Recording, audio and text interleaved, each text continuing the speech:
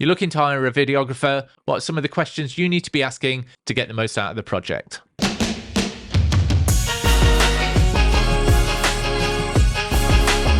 Okay, so before we get on to the type of questions a potential new client needs to ask us so we can better gauge their needs, let's run through, I guess, our experiences of that first time you get an unknown number call and you're like, oh, is this going to be a new client or is it going to be India trying to sell me crypto? I just had to say that. I was like, sometimes I'm thinking, I don't recognise that number. When it's a mobile, it's like...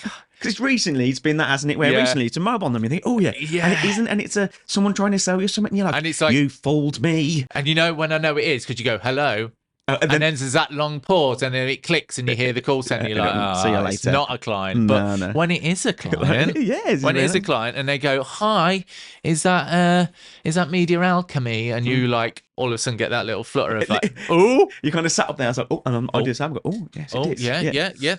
Annoyingly though, it normally always happens when you're on a job. On a job, and you kind of like go, on a job, and you don't want to. For me, you don't want to be abrupt. Yeah, you don't want to be abrupt, but you don't want to like interrupt the client that you're dealing with. And you're like, oh, hello. However, though, you can kind of go, in a chance I can give you a call back. I'm on a job. Yeah. You look busy. Makes you sound busy. Well, you are busy. Yeah, but right, you're right. It does look good. If they ring you and you're busy, they're like, I'm true to the right guy. He's out there killing it. Yeah, it's definitely good. But sometimes I don't want to not answer in case of that. And they miss go, that opportunity, innit? We'll go to GK Video next on the list. And you're like, that call today. Sorry, mate, you missed the call. You're on the job, and I was there editing. So normally, what's like the things that they ask you? How does it go for you? Like your average, they've not done video before, and they're coming to you because they realise video's important. And video's important. It is. They're starting to realise that more and more, aren't they? Yeah, which is great for us. Indeed, it is. We make videos. We make videos. So how's that go for you normally? To be honest with you, the initial calls normally quite short for me. Generally, I am normally working, if I'm honest. Yeah. However, what I like to do is to kind of lead them towards an email straight off the bat, because I've learned quite recently that I like to have that kind of that email thread. Paper trail. There we go. I was trying to think. Can you see? I was trying to think of it. Paper trail, even though it's not paper. That paper trail of that initial call. Like, they're in like who they are, and at least I've got a point to refer to. You can follow up with them, right? Yeah. Can't you, if you got that email? Like sometimes I have to go back. When did they actually first inquire? And on a phone, I'm not going to go from my phone list, but at least with an email, you type and it's there. That's a good point. Yeah. So you've got that. Yeah, that paper trail. Yeah. So and then all I do is like, hi, nice to see. I either give my email or take an email or get them to text me or whatever, and then I'm like, hi, it's Mitch from Media Alchemy, really glad to receive your call. Like kind of like what have you got in mind, what are you thinking, give us more thing. Details, just some brief details, just not necessarily an overview of exactly what the video is, but to kind of see where they're at in that initial point, because some people just like marketing team have just gone, we want a video, or someone's I've gone, right, I've been thinking about this, blah, blah, blah, and see where they're at, because then you can kind of gauge the questions that you need to ask or whatever. I get that initial email, I kind of go, oh, that's good. Then I kind of go, right, let's jump on a call, so that it's a call where we both got enough time to actually have the call, rather than it being that quick call when you're in the middle of a job or something like that. And also, because you've had a couple of points about what they think they think they want, or you think that they want, you can then kind of have some time to think about it, and then jump on a call to be not necessarily prepared, but to have some information in your mind to think, right, then they've mentioned a couple of these buzzwords or whatever you want to say, then you can kind of link to that and then take a call basically, and then go from there. Do you do video calls or? I am taking more video calls now. Like depends where you are, right? Yeah. If you're in the office and you got a nice background, although you can blur the background these days and put fake ones. Just point it up. Right. Yeah, I've been doing more video calls, but do you prefer that or on being on the phone? At first, I didn't. I was like, video call? What the hell? Like, it's I weird. think it's nice. But I prefer it now. I must admit, I've had a couple of clients recently, some bigger clients that's the standard for them, and it's definitely more of a face-to-face conversation, even though it isn't. Over a phone call, you can kind of gauge their situation. I find that if you're having a face-to-face conversation, the client seems to be more in it rather than potentially they're making a cup of tea while they're having the conversation. Yeah, that's a good point. Yeah, they've got to be there in front of the screen and give your attention. Yeah, that's it. Yeah, I kind of offer that. I say happy to do a video call. That's generally like good. Just, you know, you put a face to the name or whatever. But some people aren't keen on it. But yeah, no, I'm definitely more video calls these days. Like you say, I feel like you can be more expressive. Exactly. You can connect with them a little bit better. And like you say, it's a good point actually that they're not going to be just like this making a brew. Yeah, and you get that face to a voice, which means it comes a bit more personal, doesn't it? Totally more personal. And it's funny, like you say, it's where the background is. But what I want to do, which you've mentioned as well, is like, how can we make that video call better visually? Yeah. Because that will set a precedent. Of right then. So if he's putting this much effort into a Zoom call, yeah, that's it. Then next time it's going to be good. Use a good background, get a nice key light, and like, I've got this light that's to the side here. You can't see it. Well, you can see it on the BTS angle. That red light. This one here. Mitch, can you cut to this angle, please? Thank you. Thank you. Yeah, so I use that, and it's got magnets on it, and I've got like that metal racking next to my desk. So I put that on with a nice white light, and because the window's the other side. But I'm going to set up an A7 IV and just have a crispy. But my office is nice in the backdrop as well, so I never blur it. Your little charging wall. Yeah, but that's another thing. But yeah, if you could put a lot of effort into your video call and you're not just like walking around with a wobbly phone. Yeah, exactly. You want to be sitting. I normally stand as well because I've got the standing desk. Oh, you do like standing desk? Yeah, I do. And you can move about a bit. And you can have a bit of a boogie if when you're editing photos. Anyway, going off on one. Yeah, so you get on the call. What's the average call like for you? Average call for me. I can't again. So I just kind of see.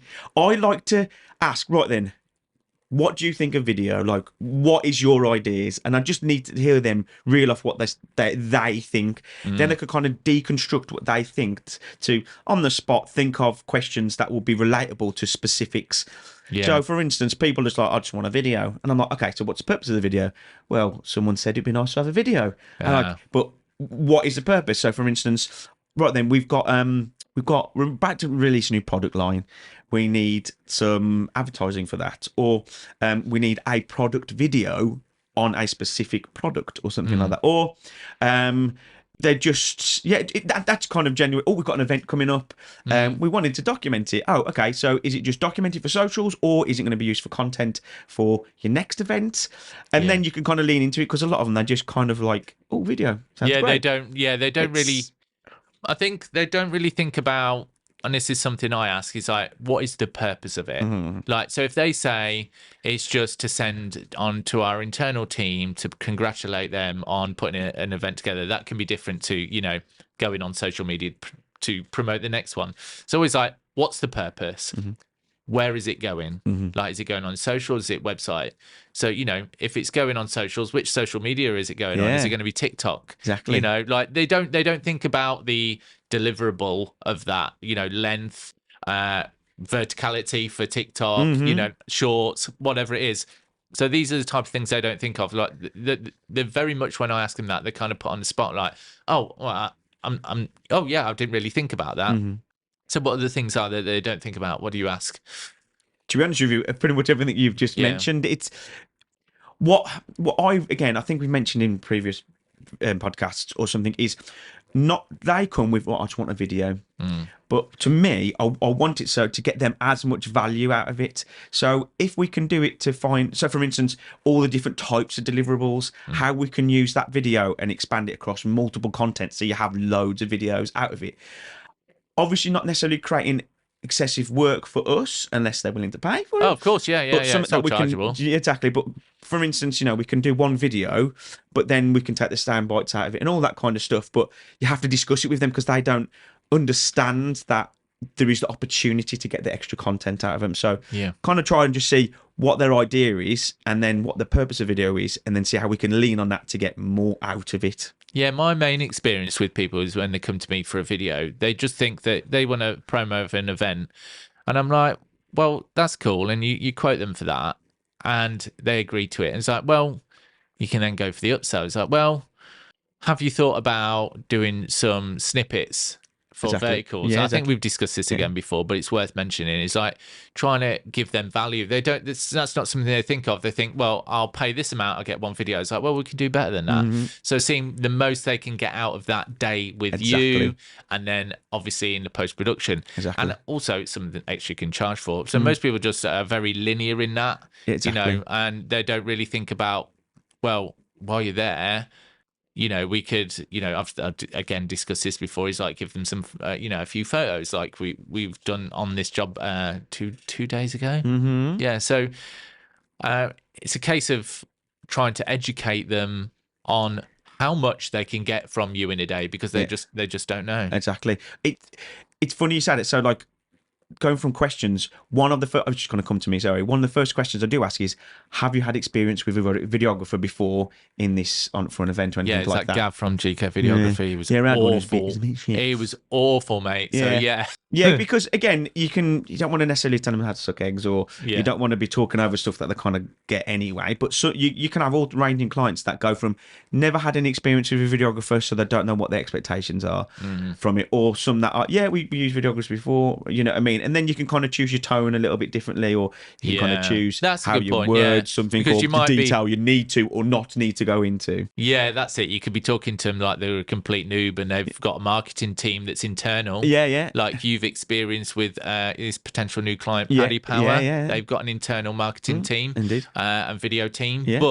And I've had the same, where they've got their own video team, but they come to me for the bigger stuff. Yes, exactly. So you be like talking about, well, this is what we do here, and they're like, yeah, I know that, mate. Yeah, exactly. You don't want to set off, because to me, you don't want to set off on that kind of foot, really, or whatever the term is to telling them how to suck eggs. Yeah, because they'd be like, oh, well, he's telling me how to do it, when who knows? I know. I know what it is, but that's just to be open, really, and that's what I like to see, because then, if they go, we've had this, and you can go blah, blah, blah, blah, blah, blah.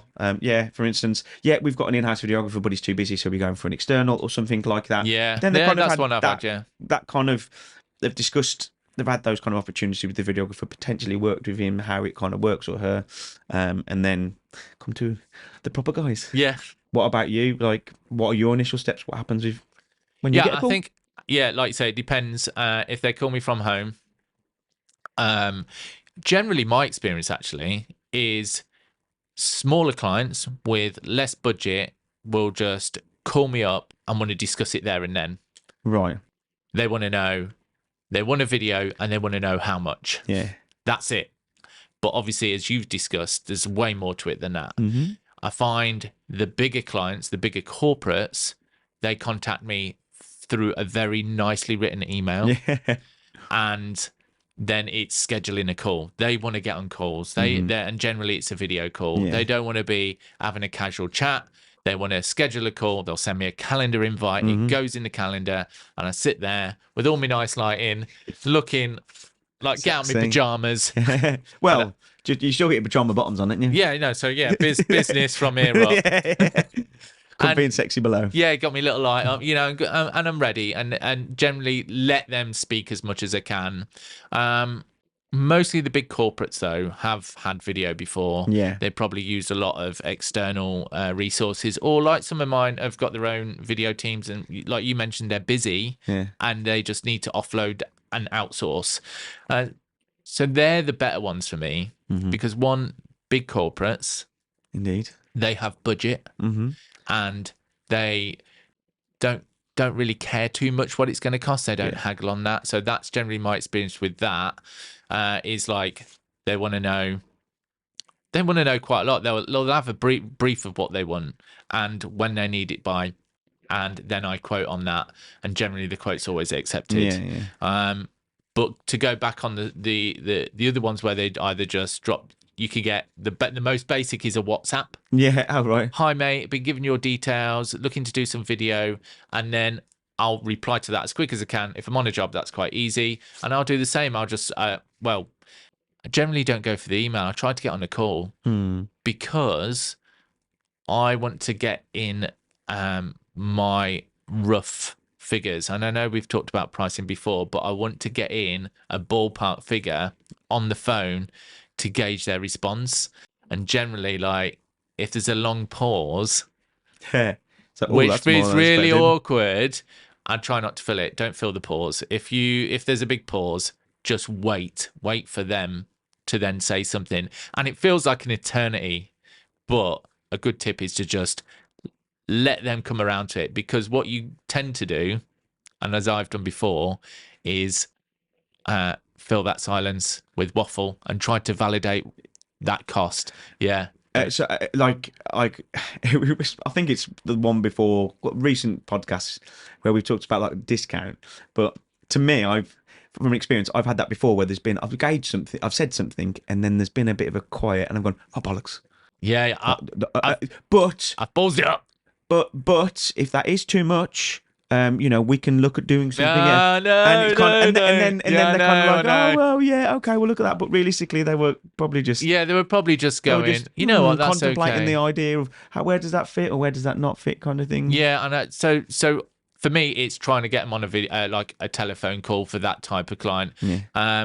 And then, that just go from there. Generally, once you've talked about budget, for me, they'll then proceed to talk about brief, and we can get on to that on the call, or I'll get them to email a brief over, and then I've got that contact to follow up with. Yeah.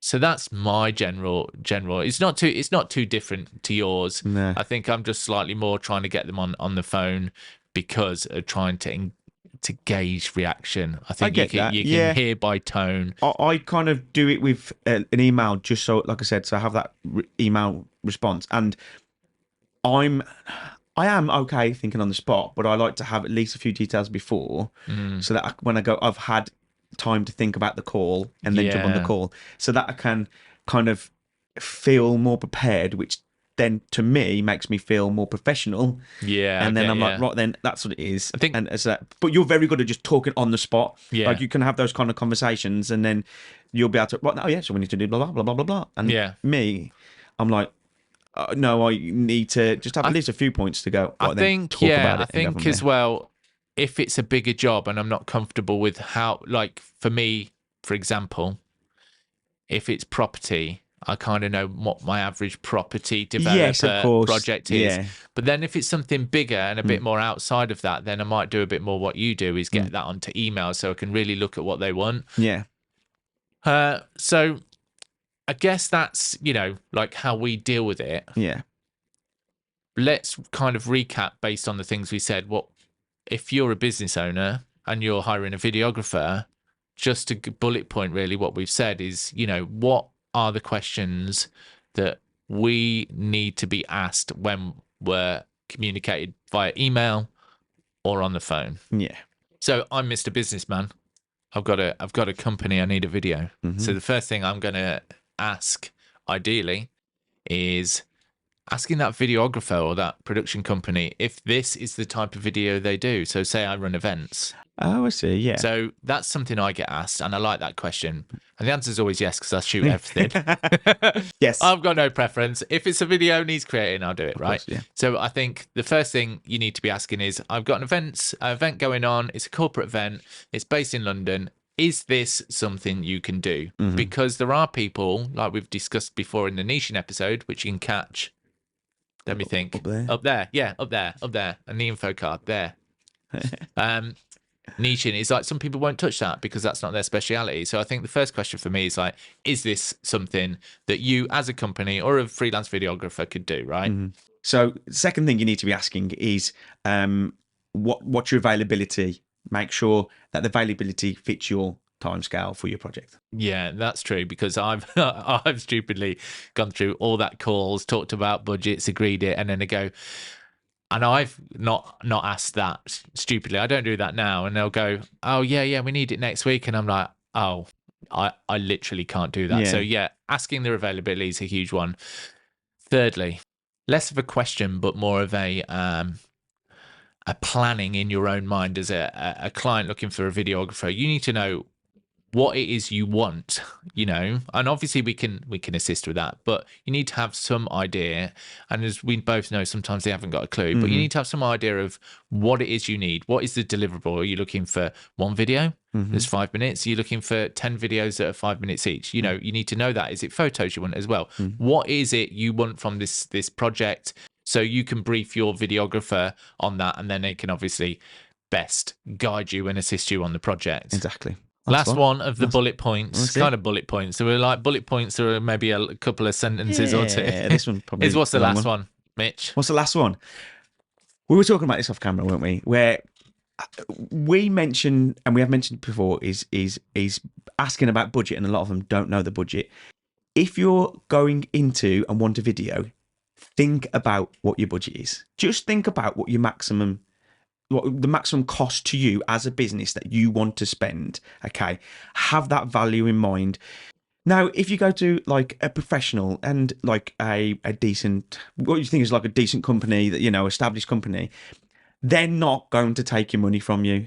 They're not going to try and do you over. They've got they have got a good presence online. They don't want to affect any of that. So if you go for them and say, right then, I have actually got £2,000 budget. Can you fit this into this? If they can do the video for £1,000, they will say that. They're not just going to just take that money from you. And it sets a standard between you, the client, and the videographer, so you're on the same page. For instance, if you only have a maximum spend of £500, but you want loads from it, hopefully the videographer will be able to correct you and say, well, that's not achievable, or I'm here. And you can both move on. And you can exactly. If you're not the right fit for each other, you will just move on. And I wish people would just give me an answer to that question. I always ask, what's your anticipated budget for this project? Yeah. And I think once in my 5 years on this planet as a videographer, as someone came back to me with a cost in, and it was within budget, right? But most of them, like you say, they're worried if they say £5,000 and it's only a £2,000 job, that you'll go, yep, cheers. And let's be honest, there are people, of course, that would do that. But I had a client come to me, and I can't remember for the life of me who it was, and their budget was high for what they wanted. And I was like, we can do it less than that. Yeah. And they're just worried that you will go, okay, it was a £1,000 job, and they've got 10, and you're going to take 10, and you're going to shoot in a day, edit it in a day as a one-man team, and they just won't do it. So you're right. I really wish that people had a little bit more faith. Yeah, I think some people don't necessarily say what the budget is, because they do actually kind of have an idea what potentially it could cost. They know when to interrupt. Yeah. They know if you say a price, they know in their head what is like, yeah, I'll do it for that. Yeah. Exactly. That's exactly the point. So, and they know a price which will be too much. Yeah. So if someone says it's too much, and then you're like, oh, well, I think it should be only with that, it's then kind of down to you then to discuss that and try and see where the value is, to see if you can align on what you think or what an actual price it is to something. Okay, let's summarize. So you've got, is this something you would do? Is it in your niche? As we discussed, some people don't do certain types of work. Indeed. Secondly, what's the turnaround time? Yeah. Time have you got the availability? Have you got the availability? Yeah. 3, what was 3? I can't remember. What was 3?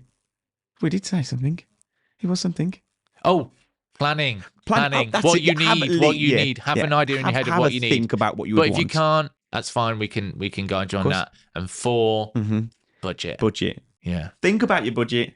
That's it. Think about what you're going to say, then say it. That's pretty simple. If you're a business owner, of what you need to ask us videographers or some other videographers when going into these calls, it just makes the whole process way quicker. It doesn't waste your time, doesn't waste our time, and then you get the best from the project, as we discussed. That's it. Oh, Mitch, that's it. Pizza's in, quality check. Pizza. Oh, that about wraps it up then, doesn't it? I think so. Food time. Yeah. So, guys, if you've got any questions about what we discussed today or any previous episodes, leave it in the comment section below, and we'll see you next time.